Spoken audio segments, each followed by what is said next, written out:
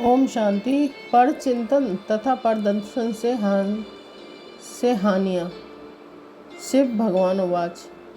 बाबा कहते हैं, सभी श्रेष्ठ आत्माएं संगम युग का हीरे समान श्रेष्ठ मेला मनाने के लिए आई हैं, अर्थात हीरे समान अमूल्य जीवन का निरंतर अनुभव करने का विशेष साधन फिर से स्मृति स्वरूप व समर्थ स्वरूप बना रहे हैं। उसका बाप से या अपने परिवार से या वरदान भूमि से अनुभव प्राप्त करने के लिए आए हैं। हीरे समान जीवन जन्म से प्राप्त हुआ है, लेकिन हीरा सदा चमकता रहे, किसी भी प्रकार की धूल व दाग ना आ जाए, उसके लिए फिर पॉलिश कराने आते हैं। इसलिए आते हो ना, तो बाप दादा अपने हीरे समान बच्चों को देख हर्षित भी होते हैं और चेक भी करते हैं।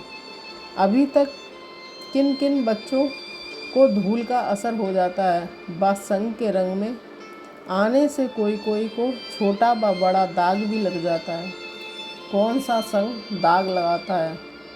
उसके दो मूल कारण व मुख्य दो बातें हैं, एक प्रदर्शन, दूसरा परचिंतन। परचिंतन में व्यर्थ चिंतन भी आ जाता है। यही दो बातें संग के रंग में स्वच्छ हीरे को दागी बना देती हैं। इसी प्रदर्शन परचिंतन की बातों पर कल पहले का यादगार रामायण की कथा बनी हुई है। गीता ज्ञान भूल जाता है। गीता ज्ञान अर्थात स्वचिंतन, स्वदर्शन चक्रधारी बनना, नष्टमोहा स्मृति स्वरूप बनना। गीता ज्ञान के सार को भूलकर रामायण की कथा प्रैक्टिकल में लाते हैं। सीता भी वह बनते हैं जो मर्यादा की लकीर से बाहर निकल गई। सीता के दो रूप दिखलाए हैं, एक सदा साथ रहने वाली, दूसरा शोक वाटिका में रहने वाली। तो संगदोष में आकर शोक वाटिका वाली सीता बन जाते हैं। वह एक है फरियाद का रूप और दूसरा है याद का रूप।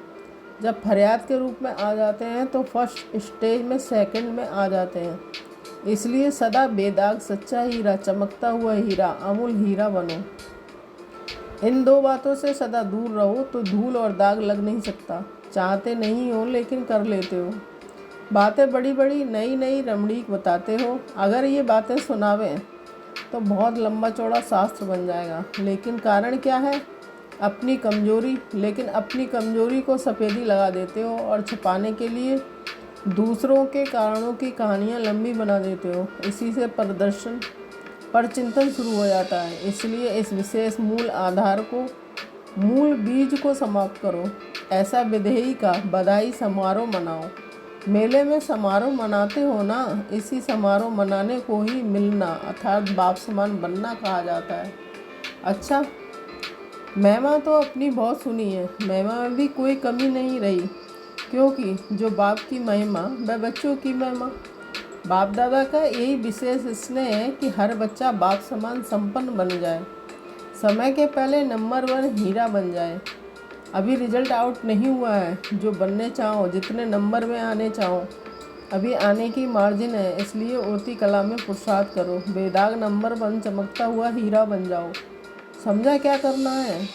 सिर्फ ये नहीं जानकर सुनाना कि मधुबन से होके आए हैं, बहुत बना के आए हैं, लेकिन बन कर के आए हैं। जब संख्या में वृद्धि हो रही है तो पुरुषार्थ की विधि भी वृद्धि करो। ओम शांति।